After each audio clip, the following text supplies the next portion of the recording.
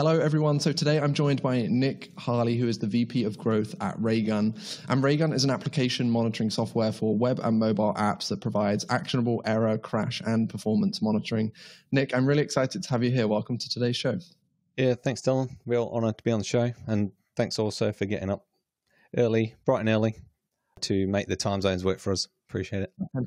No worries. It's not too early. Don't worry about it. So today we're going to be talking about how Raygun has built a multi-million-dollar business with a really solid and strong content engine. We're going to deep dive into the content side of the business because I'm really interested to learn a bit more about that. But first, maybe you could just share with us. I know I said in the intro that Raygun is an application monitoring software, but maybe you could jump in a little bit more and tell us a bit about some of the kind of key metrics behind Raygun, this kind of size of the business, where you guys are at today. I think that would be a really great place to start. Yeah, sure. So the business has been going 7 or 8 years now. Before that, we were a company called Mindscape, and we sold .NET tools to basically .NET developers and then built Raygun. But Raygun was so successful that we spun out the company as its own entity. And it's pretty much been my entire journey across Raygun is just getting stuck in doing what needs to be done and just grown in my role to where I am now from where we started, which was pretty much nothing. So I've seen that whole journey. We're based in New Zealand, which has advantages and disadvantages, but most of our customers and most of our revenue comes from offshore. So mostly United States, UK, Europe, lots of early morning calls, late night calls for the team, that type of thing. And we've pretty much grown the business organically to this point. Haven't really needed to take on much external kind of funding, which has been great for the company. I've very much grown it organically, profitably, sustainably. Not many people write much press about how much profit you make, which is disappointing. Usually all the tech crunches are filled with the people who have raised huge amounts of VC funding. That's not really our cup of tea. And we're about, about 40 odd people now here in New Zealand. We also have an office in Seattle as well. And we basically create error, crash, and performance monitoring software and sell to software teams. So you might have heard of companies like New Relic, Dynatrace, Datadog, those types of big APM players. We play in that monitoring space. And for those who want so technical, basically you would, let's say you're listening to this podcast on a Spotify or Apple app on your phone. If it crashed, you'd likely get annoyed with that, not really know what happened, try and reload it again. Software errors and bugs and performance issues are quite annoying for people, but you wouldn't really go and then try and contact the company and say, I had this problem, because it feels like a waste of time. So what Raygun does is integrates into the application, and then it will tell the developers that you had that experience. You had experienced that particular problem at that particular time and all the diagnostic details. So they know it's happened and they can fix it quickly. So that's the quick version of our story. And I'm sure we'll dig more into the tactics that led to our growth in content and stuff in due course.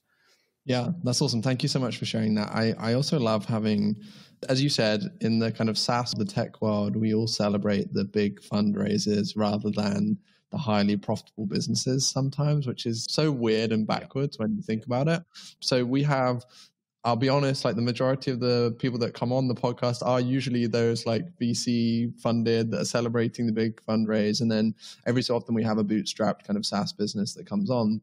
And not to discredit the ones that have raised a lot of money by any means, but I find so far over this, the 23 or 24 episodes that we've done, that when we're speaking to a marketer at one of these bootstrap businesses that has grown to this point to be able to come on the show, often the marketing kind of tactics and strategy is a lot more intelligent because there's been a lot less. You've had to be smarter with where you put your time and your effort and your energy. So before we get into just deep diving straight into content, I know that you've been through a variety of, I don't know if roles is the right word, but it seems like you've grown quite a lot with Raygun too. Like I see on your LinkedIn, technical marketer, sales and marketing manager, director of marketing, director of product, and now VP of growth. Tell us a little bit about your journey. And also I'm interested to know what the kind of growth and marketing team looks like at Raygun. I always find it fascinating how people have their marketing teams broken down. So maybe you could share that, and then we'll get into content. Yeah, sure. So if you go back far enough in my kind of history, I actually started out in my career, left school at 16, did a plumbing apprenticeship and was a plumber for 10 years or so. now I'm VP of growth at a tech company on the other side of the world here in New Zealand. So what happened in between is usually quite a story, but essentially got pretty bored in the UK and went backpacking for several months, and then saw a bit of a gap in the market to create a piece of software that was essentially front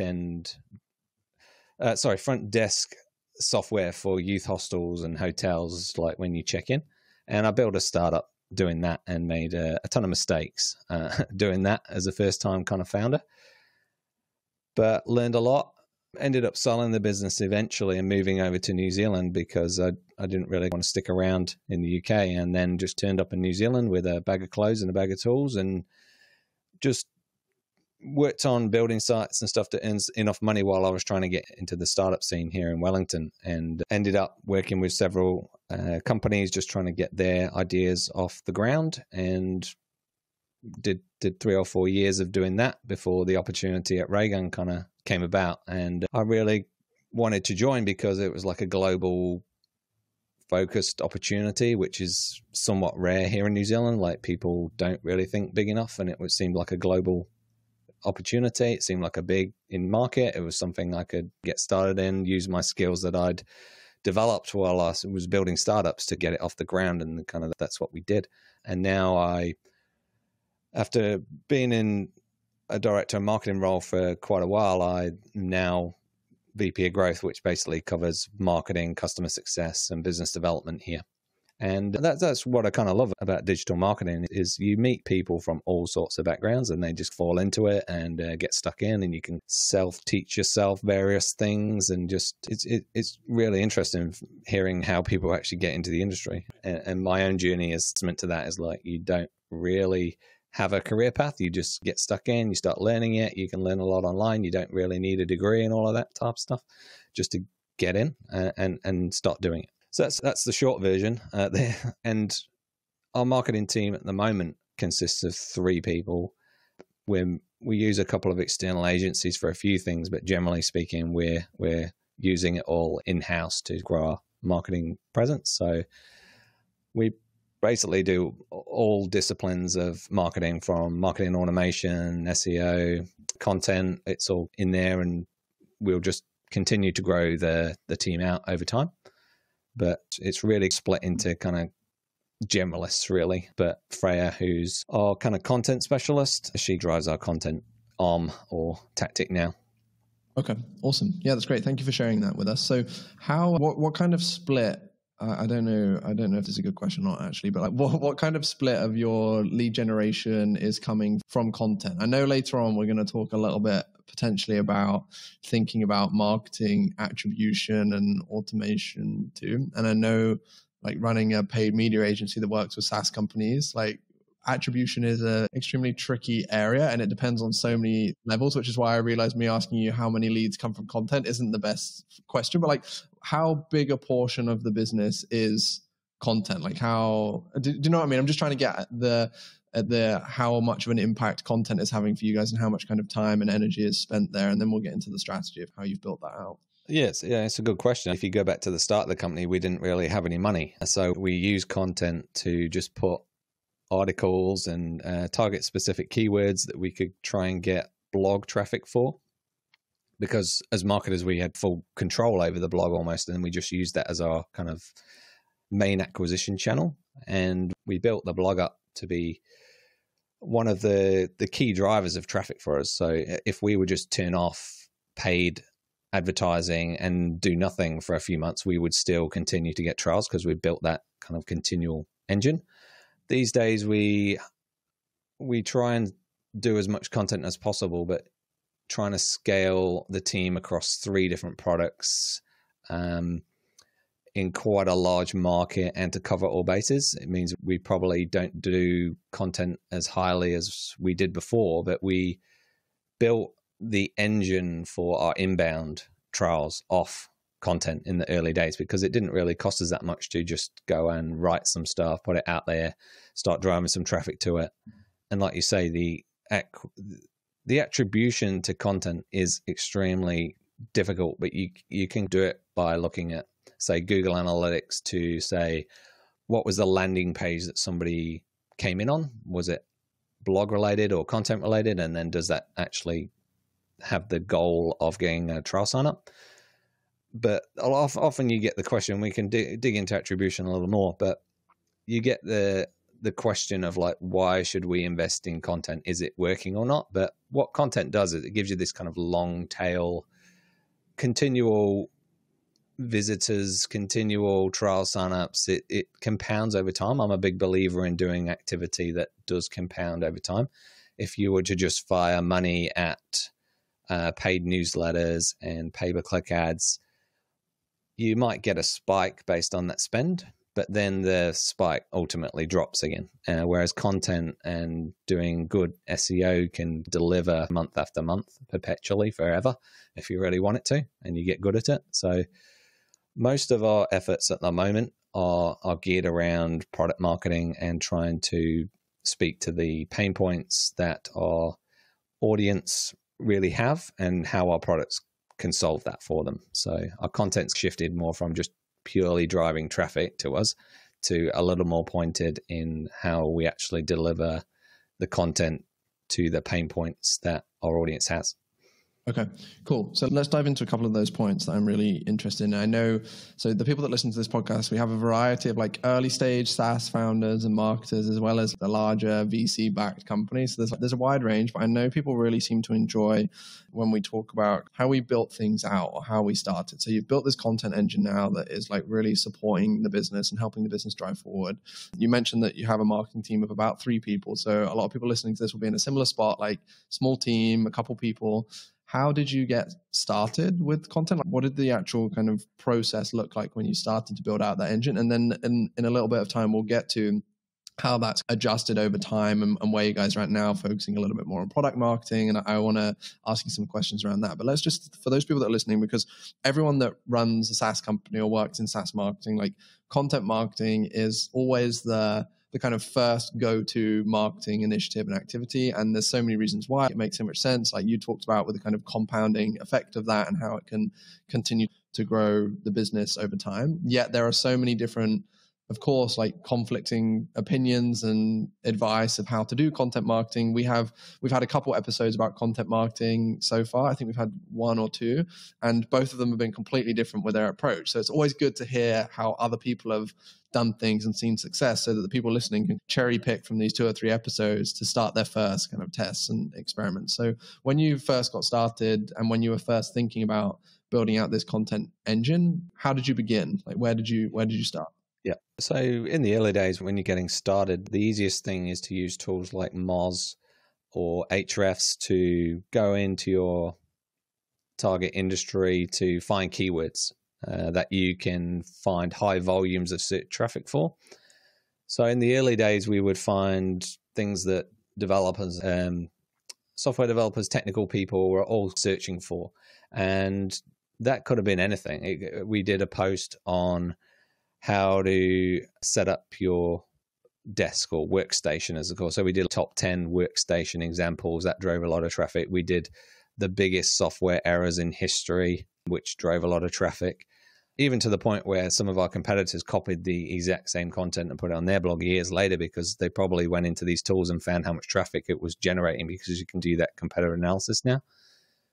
But yeah, certainly in the early days, it was just about how do we find pockets of our target audience and what kind of content are they going to actually click on to visit us? Because once you get them on your site, they see your brand, obviously, but you also can put them in retargeting audiences and start to use the traffic to bring in more people over time.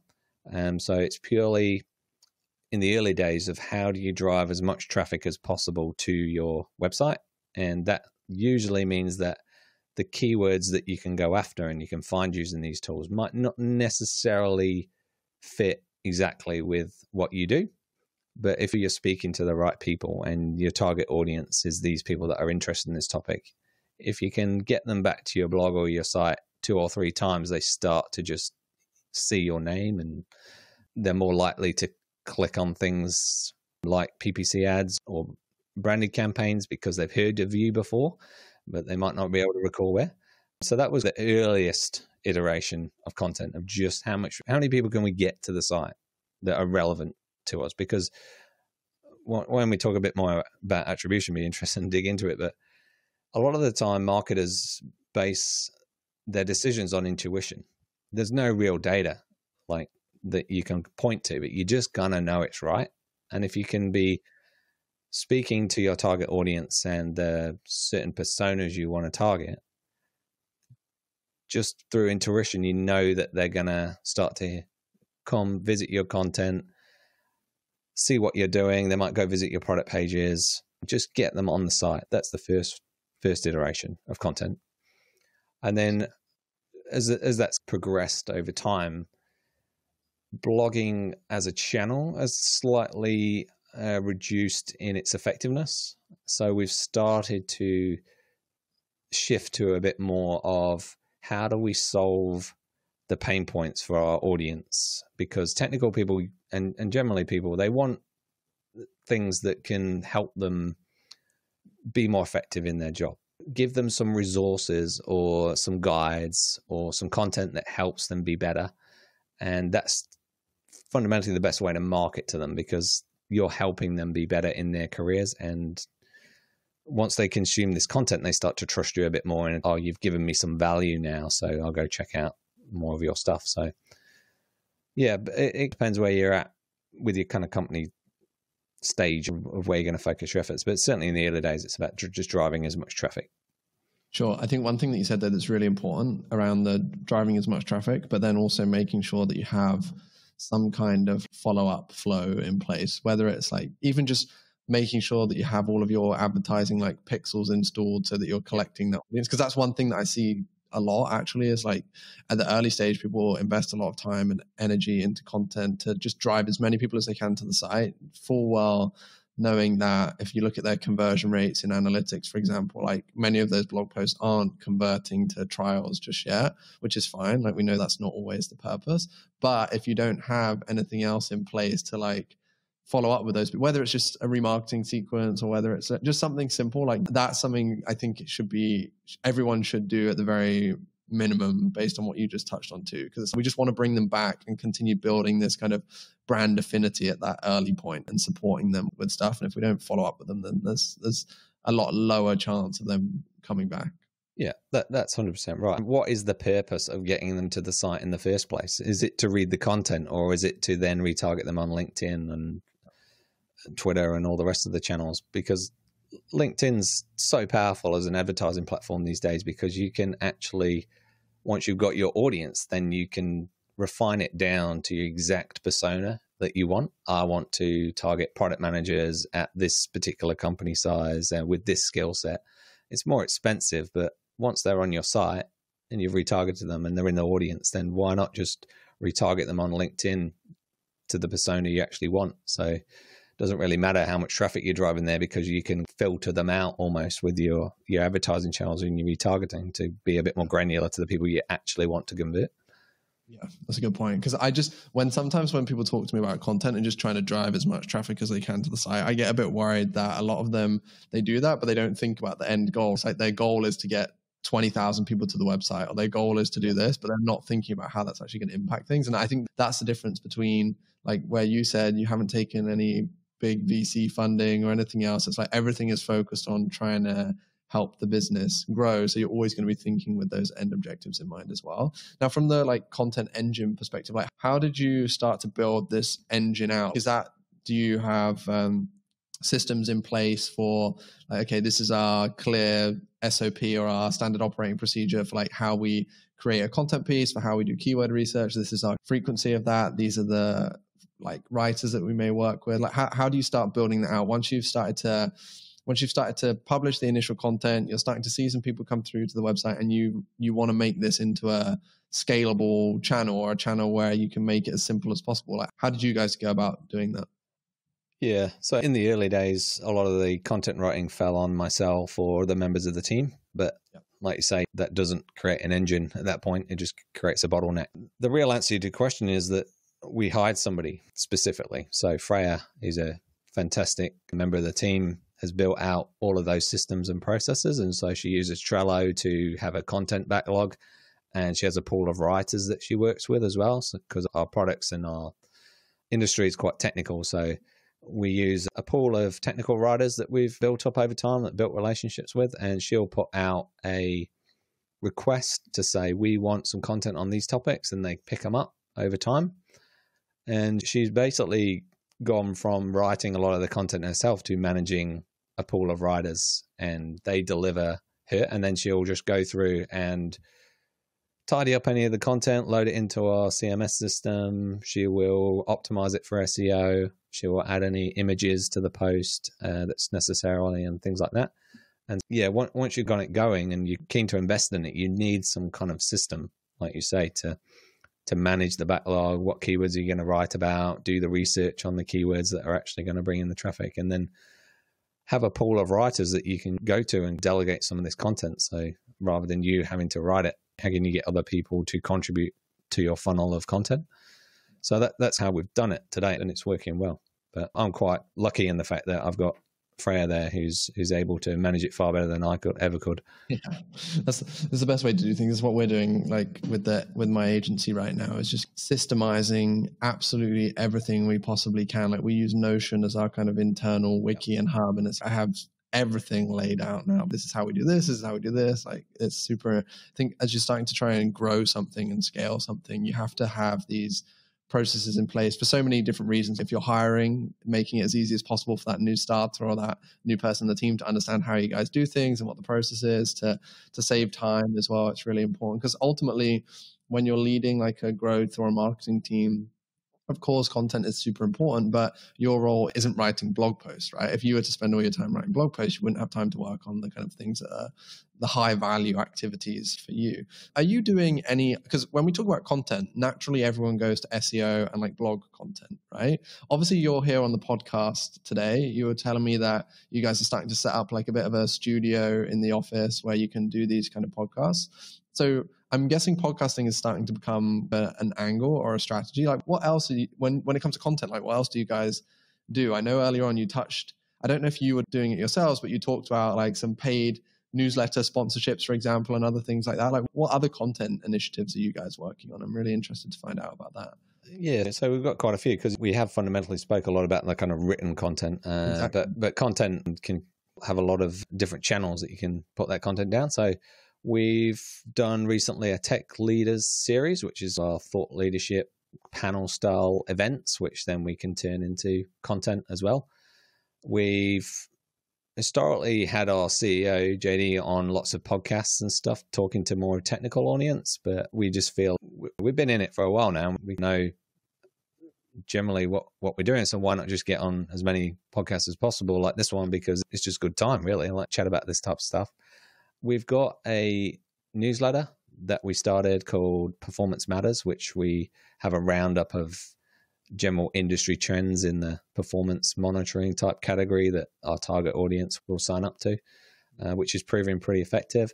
And we've also started doing more webinars now. We hired a guy called Andre, who's just, I don't think there's anyone better at running kind of webinars and things like that. He's just really good at it. So we didn't previously have that capability before, and now we're using that as another angle. And we've started, as we've built out the team, we now have more people to own more of these things and build out more channels. So we've got a cadence going on of webinars, of training videos, people on podcasts, the newsletters, and we're building up this kind of general, what would you call it? There's lots of different angles that you attack your target audience with, and they hear about you through various different mediums, and that seems to work quite well for us.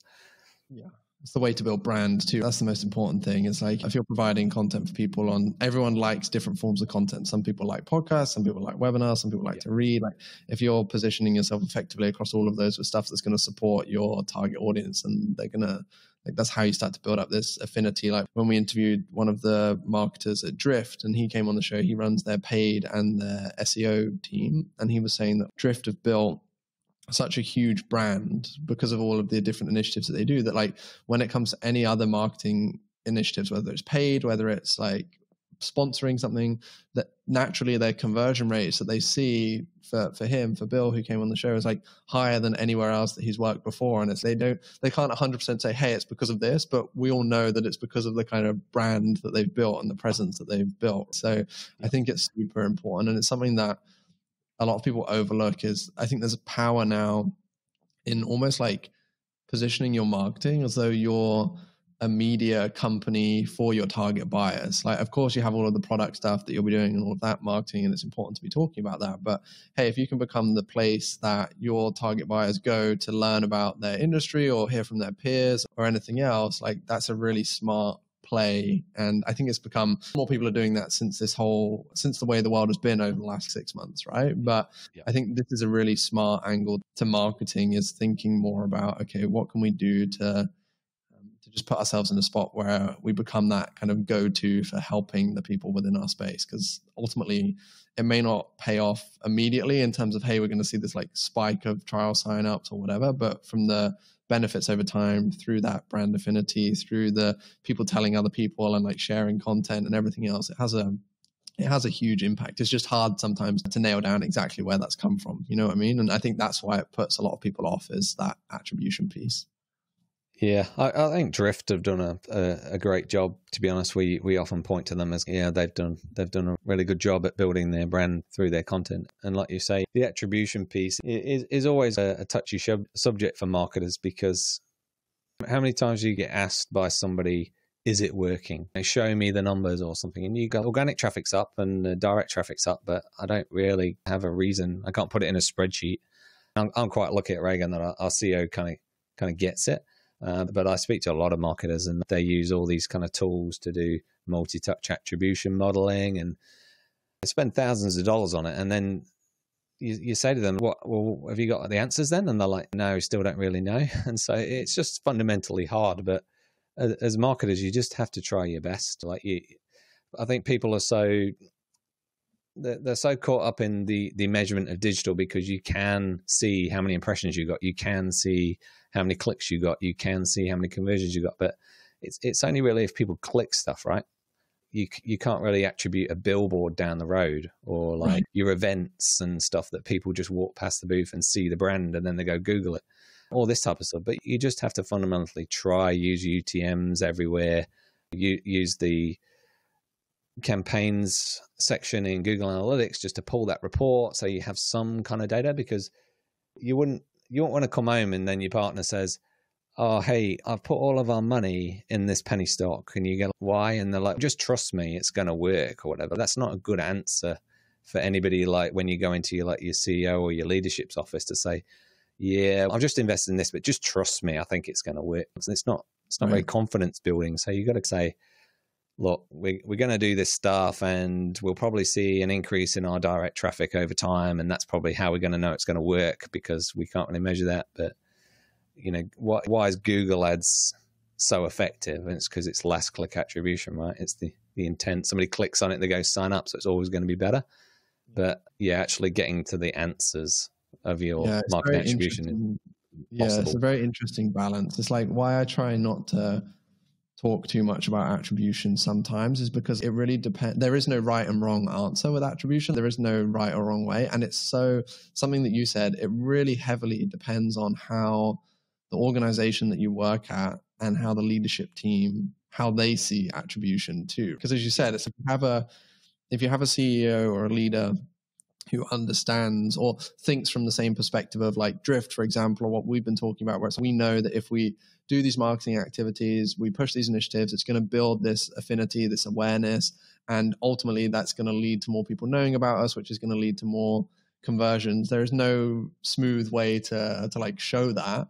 But if you have a marketing leader that understands, then it's okay. But if you have someone that is so fixated on the numbers, it becomes really tough, because even when you start doing that multi-touch attribution modeling and looking into these things, it's like in the software world and in the SaaS world, you look at someone's user journey and there's so many different touch points. Maybe they'll see a Google ad and they'll come through to the site, and then they might leave, and then they might see a remarketing ad and come back, and then they'll probably go and research the competitors of you guys, and then maybe they'll come back directly in two weeks time or something. And it's like, okay, they might convert on that direct visit.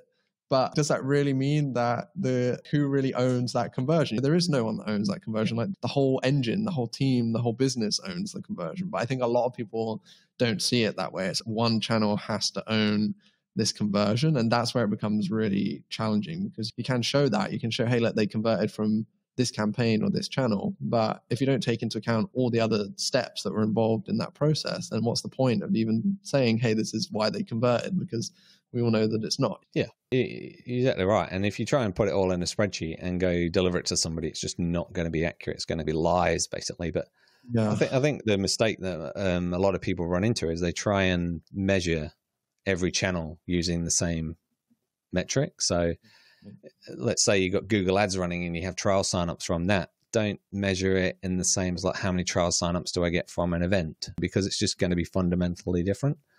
So having specific success criteria for each initiative you're doing is pretty important. But yeah, I'm yet to find a marketer who's solved that attribution piece. It's just an ongoing challenge, and you just have to be confident in doing your plan, using your intuition. Marketers are smart people who know what they're doing every day, which then, like, you can say, I put this LinkedIn campaign live last week and it seems like our trials have gone up. Like, but can you prove it? Maybe not. So just having the faith in the marketing team to go, are we hitting the right audience with the right messages, and have confidence that if you continue to do that, you will see success. But yeah. Exactly. Yeah, this has been awesome. Well, Nick, look, thank you so much for coming on the show today. I really appreciate it. It's good to hear a bit more about how you and the team at Raygun have built things out. We'll start to wrap up, because I know we like to try and keep this kind of 30, 35 minutes. Otherwise, people start to tune out. But if anyone wants to find out a bit more about you guys, it's pretty clear. They can just go ahead and do a search for Raygun. I know that they'll find you very easily. Is there anything else? Is there anything that you really anything that Raygun are working on right now that you wanted to share with people or wanted to send people to? No, we're a product designed for software developers. If you ever hear your team moaning about they can't reproduce a problem like a slow page load speed or an error, then that's where we can help out. But I think generally we've been pretty busy building our products up over time, and we've got quite a good suite of them. So now's a kind of scaling up type phase for us. And obviously the current climate's difficult for everybody, and everyone's feeling the pain of that. So I think surviving through this time as a team, we've done pretty well, and we're in pretty good position. And that's probably thanks to the work we've done previously to be in a kind of nice, stable company. But I know everyone's doing it tough right now with the whole COVID situation. So stick together, people. Yeah, thank you. It's been great having you on the show. So I really appreciate it, Nick. Thanks.